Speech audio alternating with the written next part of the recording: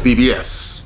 BBS. Blackberg Sugar, Bachelor's in Boxing Studies. Television! Fred Sanford of the Fistic Arts. When all is said and done, there's nothing left to say or do. REED-BBS. BBS. On Saturday, July 6th, Newark, New Jersey, the homecoming of Shakur Stevenson. Yeah. Prudential Center versus Artem Harutyunyan. Now, this will be the last fight under Shakur's last fight under his current top-ranked contract. Shakur is openly interested in testing free agency. With that said, PBC probably played their way out of the Shakur mix, at least I would hope, based on their handling of Jaron Boops Ennis and the way they allowed Errol Spence to drag out his rematch clause, which he ultimately never planned to exercise against Bud Crawford, knowing all along Spence wasn't going to face Crawford again anytime soon. I mean, Bud Crawford, best fighter in the world, according to most, coming off a marquee win, yet he still wasn't a priority to PBC. Wasn't a priority to them at all, ever, even in victory, even in an impressive victory. But I digress. Take notes, Shakur. Take notes.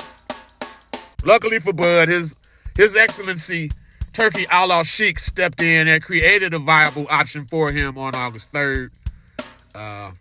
1 fight, 2 fight deals. That's what Shakur is looking at with all of these tea leaves falling around him, seeing how shit's working out, because we know he's very close to Bud Crawford. So he's excited to have 1 fight, 2 fight deals. He's even said he'll take the short end of the stick to land bigger fights to get his foot in the door and prove what's what, to show and prove.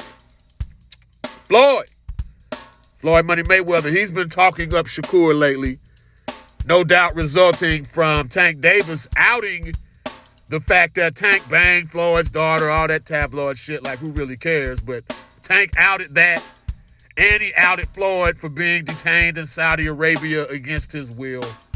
So, Floyd doesn't take kindly to slight, so now he's kind of been complimentary of Shakur, somewhat to Tank's expense. He's flirting with the idea of signing Shakur, saying hands down Shakur has the skills to pay the bills, in contrast to the power of Tank. Speaking of Tank, the serial tweeter, Shakur says, "Shut up and fight me." That's his remarks to Tank. Lomachenko and Shakur Stevenson, they are the only motherfuckers who want any and all smoke at 35.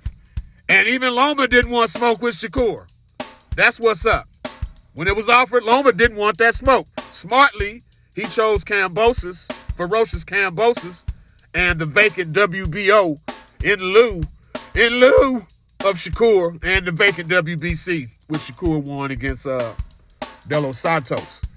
Now, we all recall Pitbull Cruz and Kambosos and William Zepeda and Frank Martin. They all declined the same offer to face Shakur for the vacant WBC title.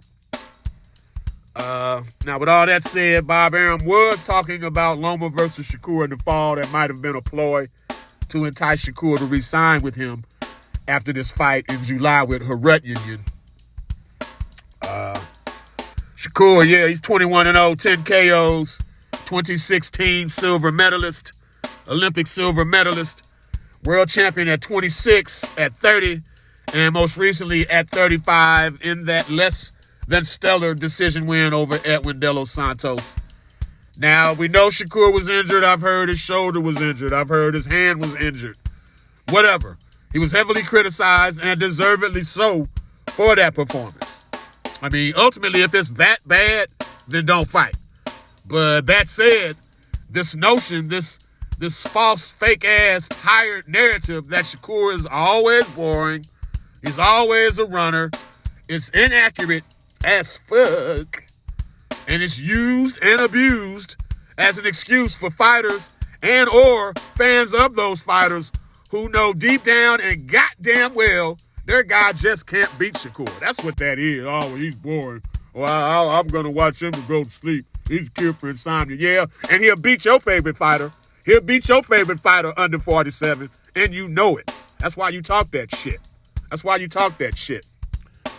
Shakur brings some of it on himself. I mean, the De Los Santos fight was not a good performance. And then you follow that up into criticism with a fake-ass retirement. Fans were calling bullshit before Shakur could hit send on that social media post announcing the retirement. Motherfuckers was already calling bullshit on the retirement. But whatever, he's back. He's going to fight. He's trying to make amends. And it's going to be what it is. Artem Harutyunyan, 12-1, 7 KOs of Armenian descent. He's a 2016 Olympic bronze medalist representing Germany. He had a closer than expected L versus Frank Martin in his U.S. debut. He's the WBC number 6 contender. And Shakur is promising a superstar performance in this one. Yeah, ain't no other way about that. Shakur's going to win. Hopefully he stops him, but he'll for sure outclass the shit out of him. And it won't be boring. There's also an overlying Olympic flavor to the undercard of this Shakur bout. Oshaki Foster, 2012 U.S. Olympic alternate, will be facing Robson Conceição, Brazil's first Olympic boxing gold medalist ever. We also got Keyshawn Davis, 2020 Olympic silver medalist on the card, and Abdullah Mason, one of the more promising young prospects we got in the game today. But y'all know how I roll, man. Shakur over everybody. Shakur over everybody under 47, including Artem Harutyunyan. REED-BBS, BBS. Blackbird Sugar, Bachelor's in Boxing Studies. Televisión! Fred Sanford of the Fistic Arts. When all is said and done, there's nothing left to say or do.